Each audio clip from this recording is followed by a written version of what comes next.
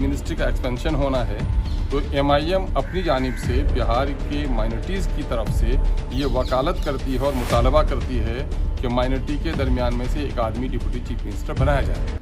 स्वागत है आपका AR न्यूज़ इंडिया पर। मैं हूं आपके साथ आकिल रजा। AIM के बिहार प्रदेश अध्यक्ष अख्तरुल इमान के एक बयान ने बिहार का राजनीतिक पारा फिर से बढ़ा दिया है। अभी अभी सत्ता परिवर्तन हुआ है, आरजेडी के साथ मिलकर के जेडीयू ने सरकार बनाई है, यानी महागठबंधन की सरकार बनी है। लेकिन इस सरकार के बनने के बाद AIM के प्रदेश अध्यक्ष अख्तरुल इमान का एक बयान सामने आया है जिसमें वो कुछ डिमांड करते हुए नजर आ रहे हैं। इस डिमांड को लेकर काफ़ी लोगों की प्रतिक्रियाएं आ रही हैं।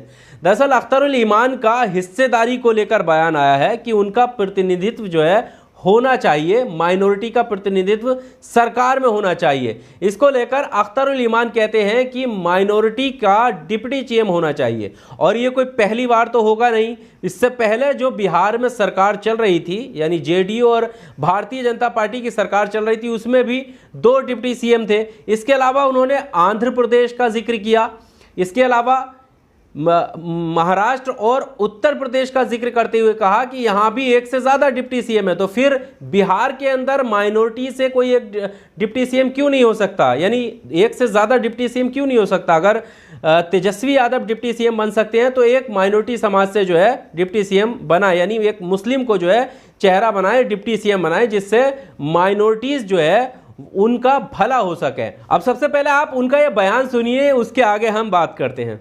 नहीं, चाहते ये हैं कि इस वक्त बिहार में जो एनडीए से टूटकर अलग होने वाली पार्टियों ने अपना अलग गठबंधन बनाया है और जिसके चीफ मिनिस्टर की हैसियत से जनाब नीतीश कुमार साहब ने और डिप्टी चीफ मिनिस्टर की हैसियत से तेजस्वी साहब ने ओथ ले लिया है और मिनिस्ट्री का एक्सपेंशन होना है तो एमआईएम अपनी जानिब से बिहार के माइनॉरिटीज़ की तरफ से ये वकालत करती है और मुतालबा करती है कि माइनॉरिटी के दरमियान में से एक आदमी डिप्टी चीफ मिनिस्टर बनाया जाए। चूँकि नए सरकार में जो इनके घटक दल हैं उसमें सबसे ज़्यादा वोट शेयर अगर किसी का है तो माइनॉरिटी का है। और इससे पहले की जो सरकार थी उसमें भी 2 डिप्टी चीफ मिनिस्टर के साथ माननीय मुख्यमंत्री सरकार चला चुके हैं।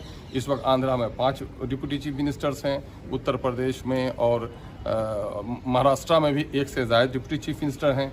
और इस वक्त जाति आधारित राजनीति का जो चलन चला है, गरचे हम उसके पक्षधर नहीं हैं, लेकिन देखा यह गया है कि जिन जातियों को प्रॉपर शेयर नहीं मिला है, उनको राजनीतिक नुकसान हुआ है, तो कम से कम मुस्लिम माइनॉरिटी में से किसी एक आदमी को डिप्टी चीफ मिनिस्टर बनाया।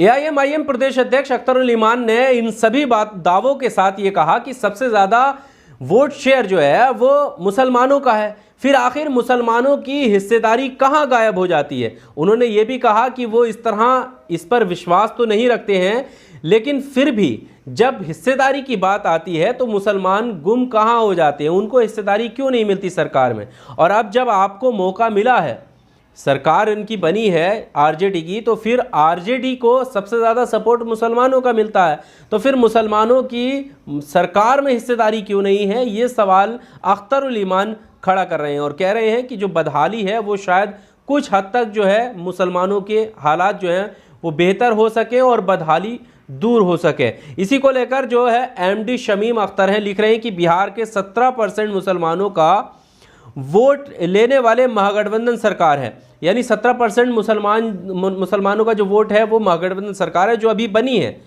और ऐसे में क्या किसी मुसलमान को डिप्टी CM बनाएंगे? और ये सवाल अब और तेजी से उठने लगा है जब से असदुद्दीन ओवैसी की पार्टी के नेता ने ये सवाल खड़ा किया है, क्योंकि ओवैसी पहले से ही हिस्सेदारी की बात करते रहे हैं कि मुसलमानों की हिस्सेदारी आखिर है कहाँ, मुसलमान वजूद में कब आएगा जब उनका प्रतिनिधित्व जो है वो सरकारों में रहेगा।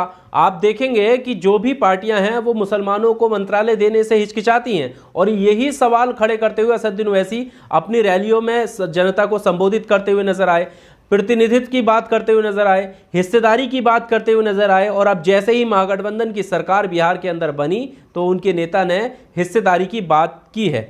इस हिस्सेदारी की बात को लेकर आपका क्या कहना है? क्या आपको लगता है कि बिहार में जो महागठबंधन सरकार बनी है, तेजस्वी यादव डिप्टी CM बने हैं, क्या उनके साथ में उन्हें एक मुसलमान को डिप्टी CM और बनाना चाहिए? क्या आप इस बात से इत्तेफाक रखते हैं कि बिहार के अंदर 2 डिप्टी CM हो?